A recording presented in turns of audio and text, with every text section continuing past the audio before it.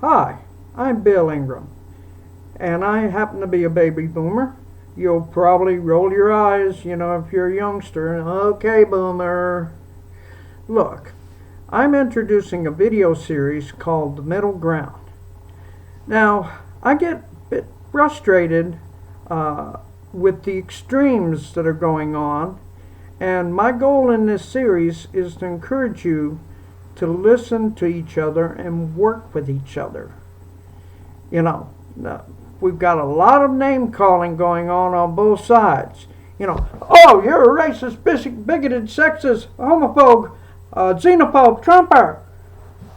You're just a liberal, tree-hugging, never-Trumper hippie. It gets us nowhere, folks. So, the goal, as I mentioned earlier, to illustrate the silliness of going all in one way or the other. Okay. We need to work together on all of this. Now, let's go about COVID-19, which is obviously on everybody's mind. It's been called the Wuhan virus. It's called the coronavirus. Sometimes I say, every time you don't cover your cough, a coronavirus virus. Never mind. Look, we need to take precautions, but we don't need to panic.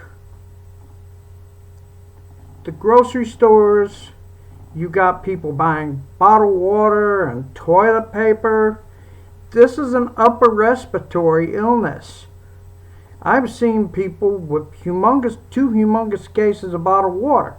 Now, unless you live in Flint, Michigan, in San Antonio, our water supply is fine. Personally, I think there's a lot of survivalist preppers that are hoarding, as well as people who think they can't do without stuff when check your pantries, maybe you can. But you have the survivalist preppers. Oh yeah, this time to get all that bottled water, get those 20 roll packs of toilet paper. Toilet paper. Come on, y'all. As I said, it's not an intestinal illness. You cough, you have a fever, probably shortness of breath, maybe show other symptoms if it gets worse. And you can't eat toilet paper. You're not going to crap your guts out as far as we know for now. Sorry, my cheat sheet here. Come on, y'all, be a bit more objective. I think social distancing is starting to foster some panic as well. I could really go on about that if I'd done this, or I will go into it a lot later, but, there's obviously some changes been made, in this past week that are wide, or reach far and wide, and they show the, tendency of governments at all levels to stick their nose in where maybe they don't really need to. Like I say, as far as social distancing creating panic, governments and the lamestream media are noticing these large gatherings. They scream, "You can't do that! Oh my God, y'all are gonna die!" Really? I'm bummed because of the San Antonio Spurs fan. And there ain't no basketball. 2 games left on my weekend season ticket package. I missed one, probably missed the other. Yep, they do replay them, who knows when. Okay, schools extending spring break and just flat closing down. poor parents' kids actually have to communicate for a change, and in person yet.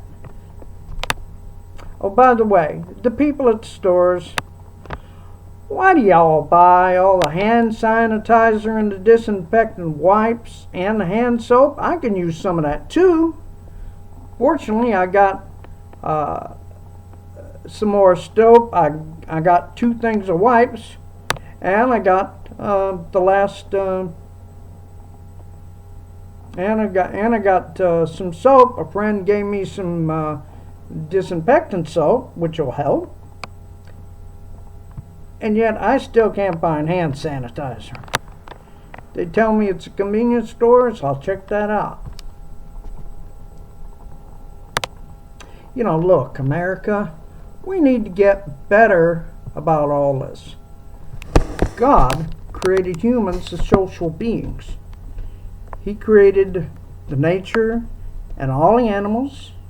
Then he creates Adam, the man. God thinks in his wisdom it's not good for a man to be alone. He needs someone like him to relate to, instead of being surrounded by all these animals. So God puts Adam to sleep, takes a rib, makes woman. God wakes Adam up and says, "Say hello to Eve. She's going to be your new best friend." Well, the only friend for now. As I said, social distancing is going to extremes. You have those that say, oh my God, you can't touch anybody. You can't go out anymore. Then you have the other extreme. Back last weekend, 3,500 people in France painted themselves blue, dressed up as Smurfs, and did a Smurfy dance to break the Guinness World Record for doing a Smurfy dance. And he did it too. Like I say, there's going to be more of this.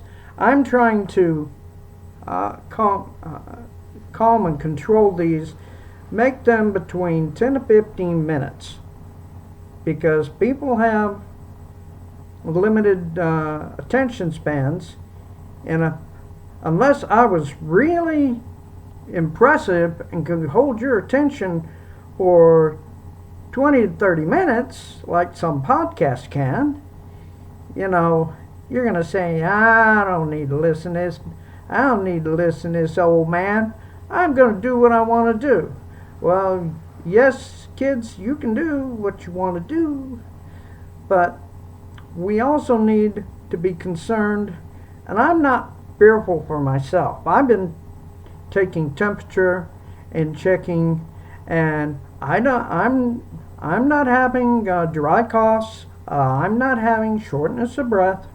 The highest fever I had was 99 degrees, and before that it was 98.8, which is just above normal 98.6. So you know, folks, we have to use some common sense, which isn't that common anymore, and we need to work with each other. Again, I'm going to have a lot more videos coming up with regards to staying in the middle ground and getting back some objectivity instead of all this extremism on the left and on the right. So, you know, we have to work together,